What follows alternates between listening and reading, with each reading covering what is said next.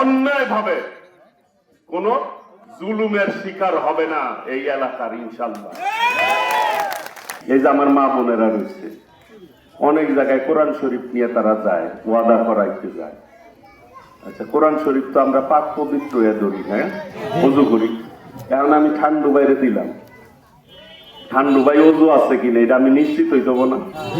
হ্যাঁ, এখন যদি আমি ঠান্ডু বাইরে না পাক অবস্থায় দিই, ঠান্ডু ভাই কি করবো? আমি গুনাহ করলাম, আবার তারে দিয়েও গুনার কাম করাইলাম। তাহলে ইমানদার লোক এইসব করতে পারে না।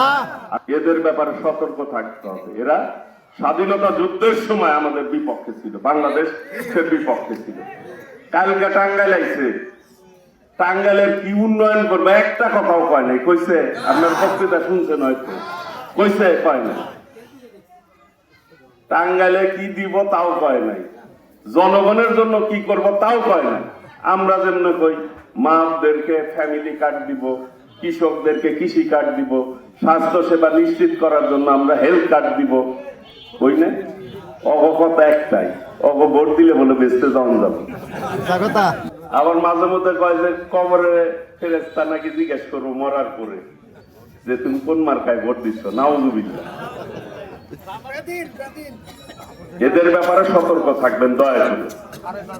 এই দেশটা আমাদের সবাই মিলে গড়ে তুলতে হবে। যেটি আমাদের নেতা বলেছে, দিল্লি নয়, পিন্ডি নয়, নয় অন্য কোন দেশ, সবার আগে বাংলাদেশ। বাংলাদেশকে বুকে ধারণ করে আমরা পথ চলব। এই টাঙ্গাইলকে একটা নতুন টাঙ্গাইলের রূপ দিতে চাই, যেখানে কোনো সন্ত্রাস থাকবে না, চাঁদাবাজ থাকবে না, কিশোর গ্যাং থাকবে না, আর মাদক থাকবে না। আজকে মাদক ভয়াবহ রূপ লাভ করেছে। এই মাদককে আজকে আমাদেরকে কি যুব সমাজকে ধ্বংস করে দিচ্ছে। এর ব্যাপারেও আমরা পদক্ষেপ নেব। একটি নিরাপদ টাঙ্গাইল গড়ে তুলবো ইনশাআল্লাহ, আপনাদের সবাইকে নিয়ে। প্রিয় ভাইয়েরা, আমি যে মার্কায় দাঁড়াইছি, আমি কি ব্যক্তিগত মার্কায় দাঁড়াইছি ভাই? এটা আমার নিজের মার্কা। এটা কার মার্কা?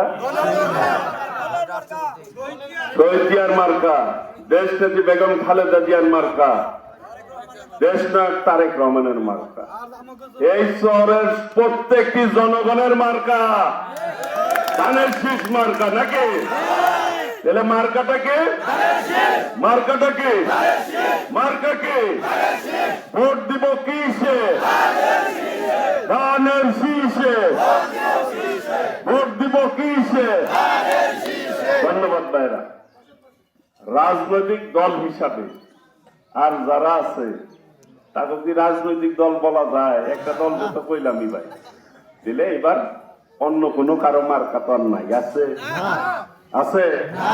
দিলে সবাই মিলা, দল মত ধর্ম বর্ণ নির্বিশেষে সবাইকে, সবার মার্কা হচ্ছে এবার ধানের শীষ নাকি?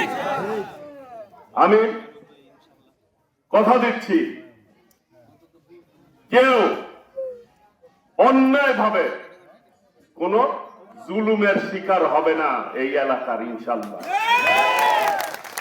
সকলেই শান্তিপূর্ণভাবে ভাই ভাই হিসাবে, বন্ধু হিসাবে আমরা বসবাস করব, সহাবস্থান নিশ্চিত করব।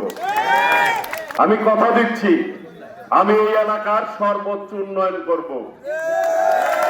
আগামী 5 বছর পরে যদি কেউ তালিকা করে, যাতে করে এই সদর 1 নম্বরে হয়, ওইভাবে কাজ করবে ইনশাল্লাহ।